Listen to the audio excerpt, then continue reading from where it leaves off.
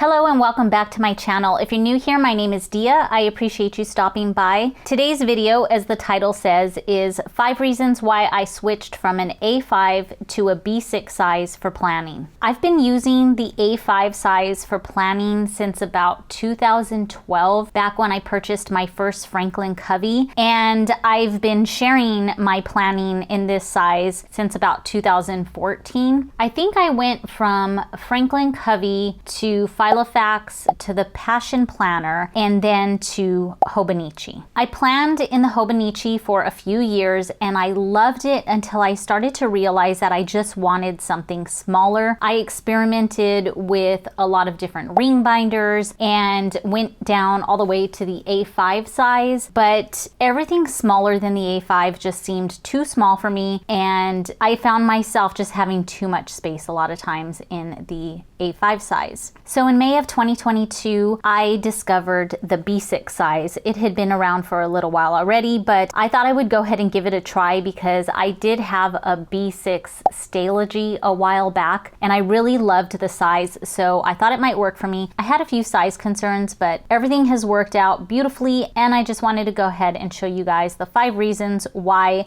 I am staying in my B6 planner from now on. The first reason is an obvious one, and it's the size difference when it comes to portability. This one I can easily fit into a purse, and this one I usually have to carry some sort of tote with me, and because of the size, of course it weighs a lot more. In case you're unfamiliar with the A5 size, the Hobonichi is 8.3 inches long and 5.8 inches wide, and the Wonderland, which is a B6, some of these B6 sizes do vary a little, but the Wonderland is 6.9 inches tall and 4.9 inches wide. And besides the size of these two, there is a big weight difference. The Hobonichi came in at 18.30 ounces and the Wonderland at 7.35 ounces, which is a huge difference. But you do have to keep in mind that the Hobonichi has days of the week for every single day of the year, and the Wonderland only has 75 blank pages in the back. So the Hobonichi Cousin is quite a bit thicker, but I also started planning in the Sterling Ink planner, which is right here, and it has just as many pages as this one does, and it is still significantly lighter. Okay, the second reason why I switched to the smaller size is that there was just too much space in the Hobonichi for me. And I'm gonna go ahead and start with the monthly pages.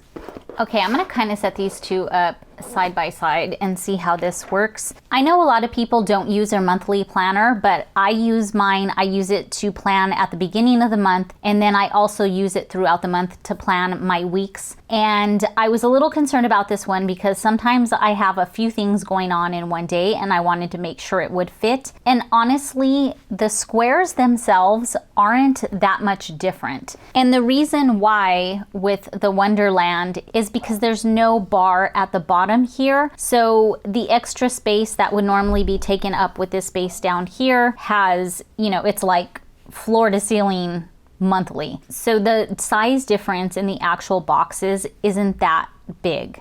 I hope that's making sense. I will also show you really quick in my new planner, the Sterling Ink planner. There is a sidebar and a bottom to this one. So the squares are a bit smaller in this one than they are in my Wonderland, but it's only height-wise. They're the same width, but height-wise they're a little bit shorter because she has included this 6th row down here. And I don't know if you can tell right here, but the B6 Sterling Ink Common Planner is slightly taller than the Wonderland planner. I'm gonna try not to talk too much about the Sterling Ink because that is my new current planner that I'm getting used to. But when I downsized from the Hobonichi to the Wonderland I felt like was the only planner out there similar to the Hobonichi, but in the B6 size. So I'm just gonna stick to comparing these for now. So yeah, the big difference is there's no bottom in empty spot down here. A lot of people like to keep trackers there. I never really used that space at all. So I would rather have this going all the way from top to bottom. But honestly, if this A5 calendar went from top to bottom, it would be too much for me. So that's just another reason why the B6 size is just so much better, at least for me. Next are the weekly pages. Here are the two weekly layouts side by side, A5 and B6, and this is kind of the same as with the monthly layout. I really didn't feel like I lost too much space here because in the Wonderland planner, there is no sidebar and the timeline is also a bit shorter. The Hobonichi, I believe, has like a 24-hour timeline, and the Wonderland is about 15 hours with some extra space at the top and bottom. So I always struggled to find something to put in this sidebar over here. I felt bad leaving it blank, so I was kind of always searching for something there. And most of my days didn't go until 1 in the morning, but that's where I would draw the line to go ahead and put in my meals. And in the Wonderland planner, the time stops at midnight, and then she just has this empty section at the bottom, so I still used that to keep my dinners. I guess I just feel like I was able to still squeeze everything in. I do get up at 4 in the morning, which is a lot earlier than this planner starts, which is at 7 o'clock. But during that time, I'm mainly having my coffee, doing my miracle morning and my workout, and my day doesn't usually really start until 8 o'clock. So I just kind of wrote in what I was doing at the top here. So yeah, I didn't really need such a long timeline. This one was perfect. And then we have the daily pages.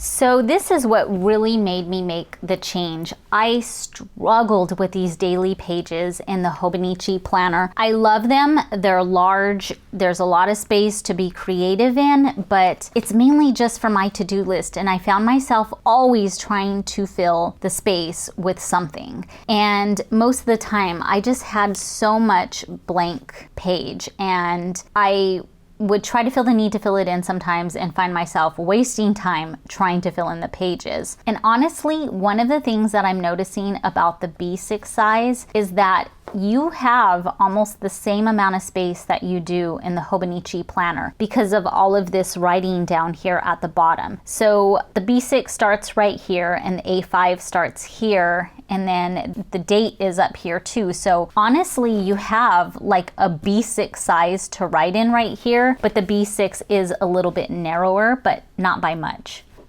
So having all of this space, I tried turning it into a journal. I tried to keep track of my meals. I had my appointments on here, but all I really wanted was a to-do list at the time. And that's what made the Wonderland perfect, because it just has blank pages at the back. So if I wanted to use a whole page for one day, I could, but most of the time I just drew a line down the middle and made a list for each day. This year, I'm starting to get a little bit busier, and I know I said I wasn't going to bring in the Common Planner again, but in the Common Planner, there is a page for every day at the back of the book, and the thing that I like about the Common Planner is they are undated. So I can change things up if I want to, and I've only been using this for a week now, but I've already changed some things. The first day I used it, I was going to do a day per page and then realized I didn't have much going on. So I just decided to go ahead and make a list for the rest of the week. And then on the first, I started using this as a day per page. And I kind of mimicked the Hobonichi Cousin planner for this and found that I really don't care for it. And if you want some good ideas and inspiration for daily pages, CoffeeMonsterzCo has the best daily pages. I love watching her flip throughs, and she just did a flip through of the entire year of her Hobonichi Cousin, and I just got so many ideas from it. So anyway, this isn't going to work for me because I feel like I already kind of keep our appointments in my weekly planner, so I don't really need to be writing it in here as well. And I decided to go ahead and change it up a little, and now it looks like CoffeeMonsterzCo's. I'm doing my to-do list over here, my meals over here, and then on this side I have a quote, and I'll probably put in some journaling or draw things on this side here. I'm not too sure yet. But yeah, I'll take notes. I'll fill in this space. But anyway, like I said, the good thing about this planner is that it's undated. So if I find that I don't need as much space, I am not leaving blank pages and having them go to waste. Okay, reason number 3 that I switched from the A5 to the B6 is cost.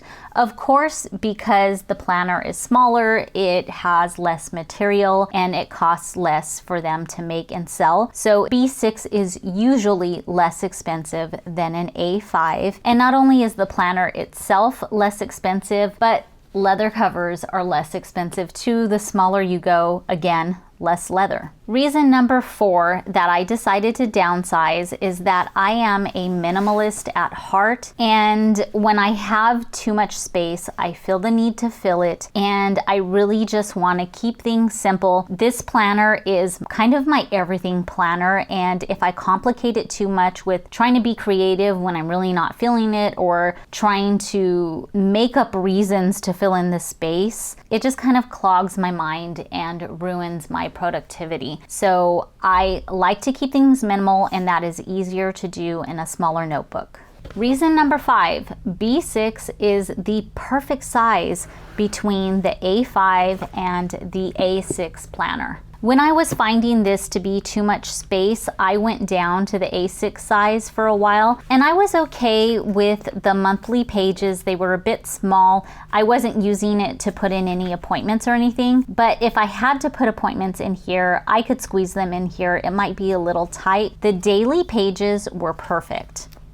I found that I even had a lot of extra space on the daily pages, and I tried a couple different things with these daily pages and enjoyed them. But in this planner, I was missing the weekly layout, which is one of the most important layouts for me. So yeah, if this is too small for you and this is too big, you might want to give a B6 planner a try. Although I do have to admit that when I pulled this A6 planner out and held it, for a split second, it made me want to move back into an A6 because this is just the cutest size and it fits so perfectly in my hands, but it's just a little bit too small for me, and this isn't too much bigger. If you're curious, this is a hand-stitched leather tee cover in, I believe, tobacco, and I think she still sells them. I also have one of these for this. I just don't have it on right now. Okay, that is it. I hope this all made sense to you. I just wanted to let you guys know the reasons I switched from the A5 to the B6 and why anything smaller than that is too small for me. And I just wanted to give you a little bit of a comparison between the Hobonichi and the Wonderland. If you want to see a comparison of any of these with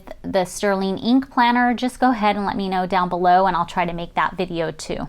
Okay, that's it. I hope you guys found some useful information. If you have any questions for me, go ahead and leave them down below. If you enjoyed this video, I'd appreciate a thumbs up. If you want to see more from me, be sure to subscribe. And if you want to be notified whenever I post a new video, make sure you hit that notification bell, and I'll see you guys in the next video. Bye.